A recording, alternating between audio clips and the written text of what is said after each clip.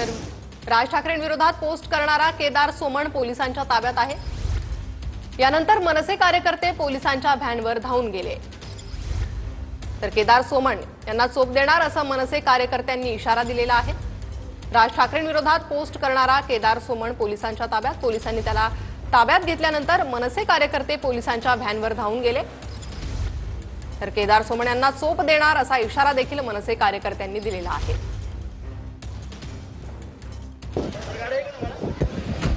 पुण्यातल्या केदार सोमणची राज ठाकरेंविरोधात आक्षेपार्ह पोस्ट होती। मनसैनिक केदार सोमणला चोप देण्यासाठी घरावर धडकले। मनसैनिक घरावर पोहोचताच केदार सोमणनं स्वतःला लॉक करून घेतलं। आक्रमक मनसैनिकांनी दरवाजावर फटके मारत शिवीगाळ केली।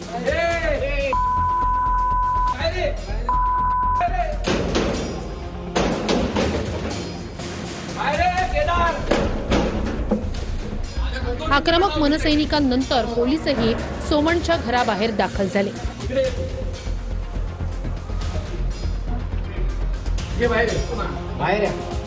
अरे तू बाहेर ये, अरे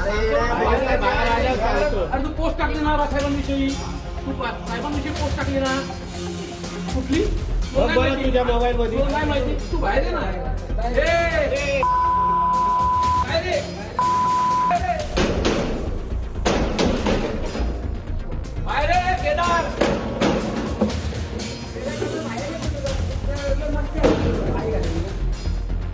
बाहेर ना ऐकला लोक कशाला राजसाहेबांविषयी तू आता नाही नंतर बाहेर पडशील ना थोड्या वेळाने, थोड्या वेळात बाहेर पडशील। बाहेर ये, तू काय बोलला राजसाहेबांविषयी तुला माहिती, तू बाहेर या, माफी माग, तू सगळ्यांसमोर माफी माग।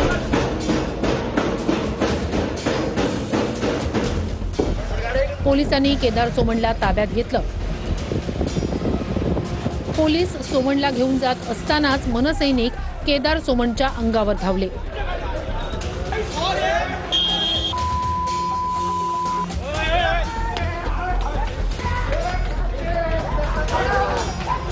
त्याला अटक झालीच पाहिजे। आता त्यावर गुन्हा नोंद करतायत। आता भाऊ आतमध्ये आहेत, हेमंत भाऊ समोर त्यांचे मी कार्यकर्ते आहेत, त्याला अटक झाली पाहिजे। आता काय कारवाई झाली आहे ना, त्याला कारवाई न करता त्याला आमच्या ताब्यात दिलं पाहिजे। आम्ही तो आमचा दोषी, त्यांचा पोलिसांचा दोषी नाही, तो आमचा दोषी, कारण त्याने आमच्या विठ्ठलाबद्दल तो बोललेला आहे। त्याबद्दल आम्ही त्याला मारणार आहे, आम्ही त्याला फटके देणार, त्याचे हातपाय तोडून आम्ही त्याला ससूनमध्ये जमा करणार।